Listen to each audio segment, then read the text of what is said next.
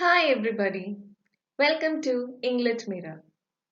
So today, let's have an overview of the 16th century social, cultural, political and literary history of Britain, which spans from 1485 to 1690. In 1558, when the childless Mary died, Henry VIII's daughter by Anne Boleyn, Elizabeth was crowned Queen of England. Elizabeth brought back Protestantism and strengthened it by fining recusants. Recusants are people who didn't attend Anglican services and making university degrees and positions in the state or in the Church of England all contingent on swearing an oath conferring the royal supremacy. More radical Protestant groups, such as the Puritans, who wanted to dismantle the Church of England's hierarchy, sprang up during Elizabeth I's reign.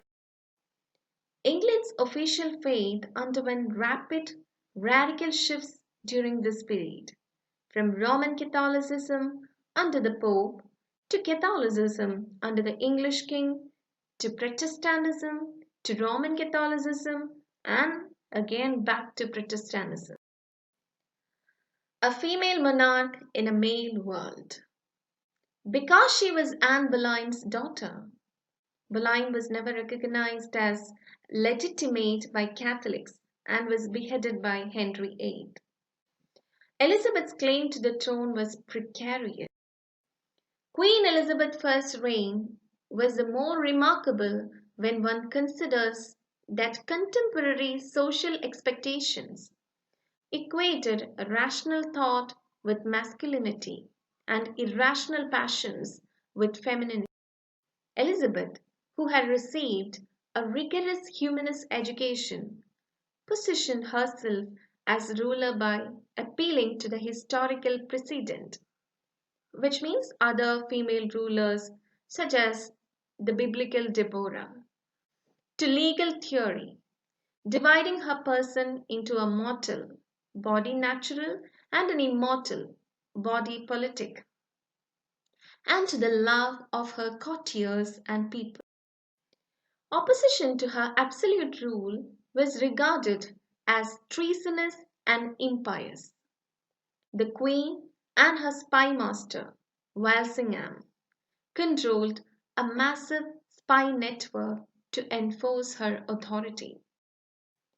Poets and painters represented the Virgin Queen Elizabeth as comparable to the mythological goddesses Diana, Astrea, and Cynthia, and the biblical heroine Deborah.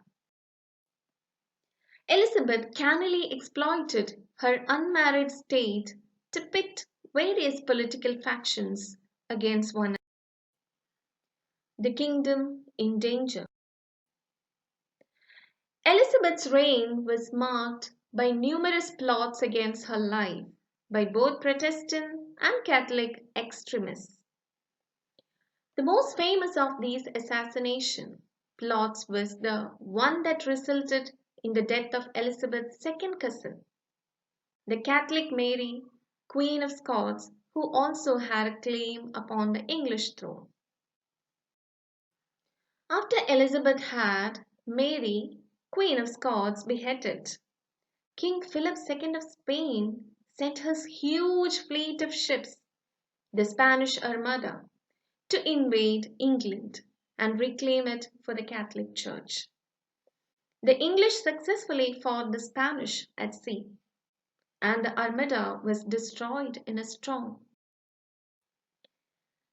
The English and the otherness.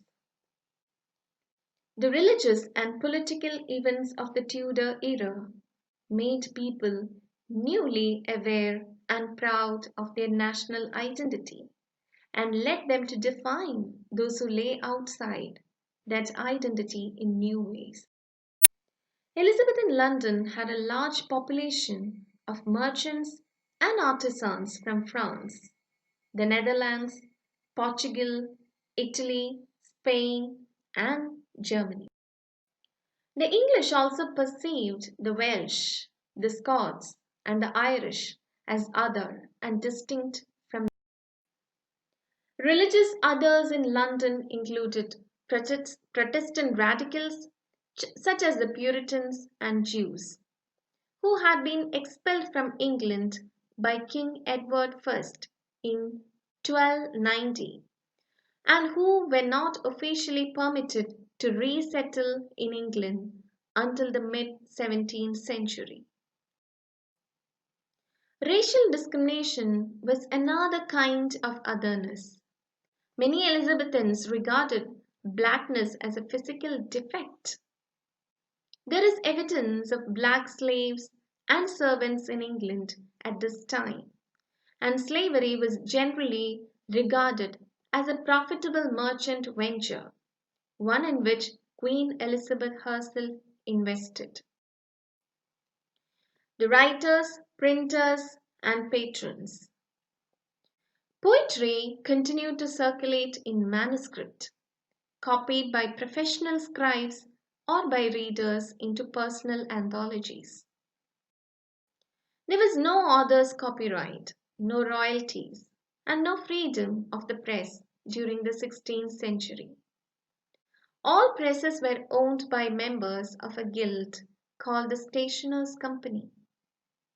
Only books approved by 6 privy councillors or the Archbishop of Canterbury and the Bishop of London were licensed for sale.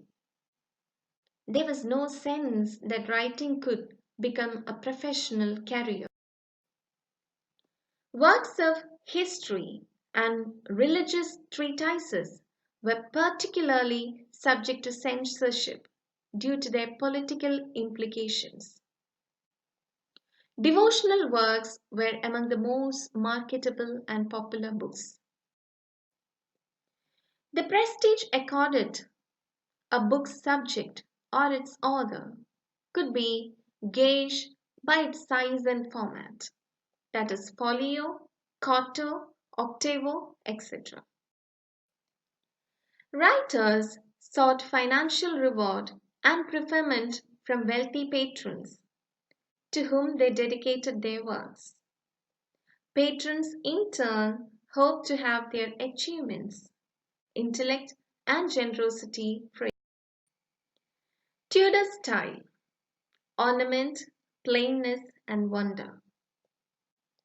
Renaissance literature is the product of a culture devoted to rhetoric or the art of verbal persuasion and argument. Certain syntactic forms or patterns of words known as figures or schemes, usually identified by their Greek or Latin names, were used to heighten the expressive power of English. Elizabethans enjoyed pattern and ornament in language, clothing, jewelry, gardens, and furniture. Such ornaments were intricate but perfectly regular in design. Despite their preference for regular patterns and ornaments, the looseness of 16th century syntax allowed for language to twist and turn flexibly. Renaissance poetry is not interested in representational accuracy or realism, but in the power of exquisite, ornamented workmanship to draw the reader into its world. Philip Sidney's Defense of Poesy, the most important piece of literary criticism in the 16th century, defines the major literary modes or kinds available to writers: pastoral, heroic, lyric, satiric, elegiac, tragic, and comic. The poetic conventions of these modes help to shape poetry's subject matter, attitude, tone, and values. In some cases, for example, the sonnet, they also govern formal structure, meter, style, length, and occasion. The Elizabethan theatre. Permanent, Freestanding public theatres date only from Shakespeare's lifetime. Although there was a theatrical tradition stretching back to the play cycles and mystery plays of medieval times. In addition to the medieval plays linked to religion and the church calendar, including the morality plays that continued to be performed in the 16th century, early plays were also acted in town and guild halls, marketplaces, inn yards, or the streets by companies of players who travelled and performed under the protection of a patron whose livery they wore. Before public theatres were built, playing companies often performed interludes or short stage dialogues on religious, moral, and political themes. By the late 16th century, many churchmen, especially the Puritans, opposed the theatre.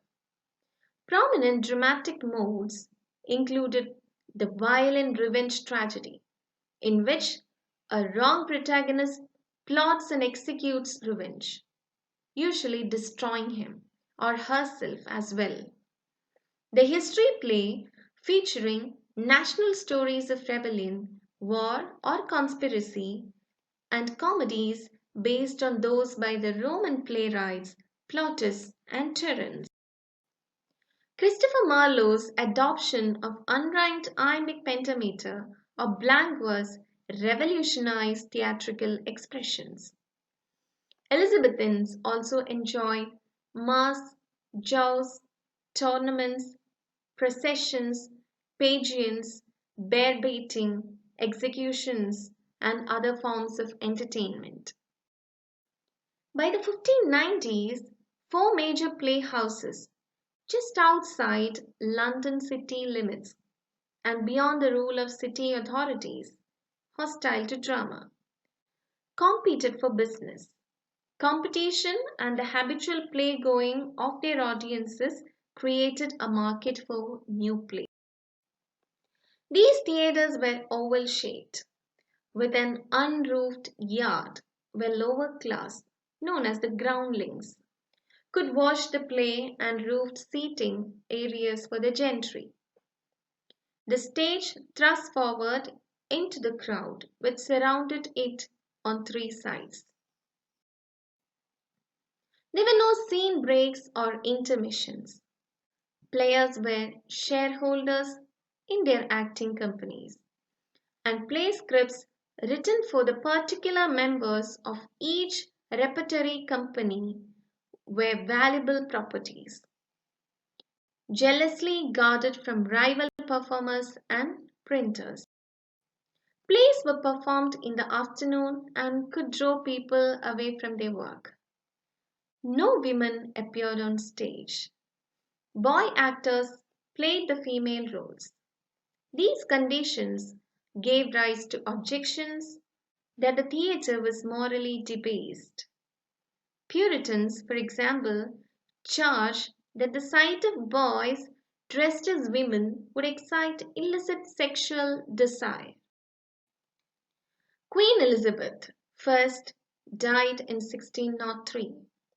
King James VI of Scotland, whose mother was Mary, Queen of Scots, was named her successor to the English throne. So, this is all about 16th century England. Thank you.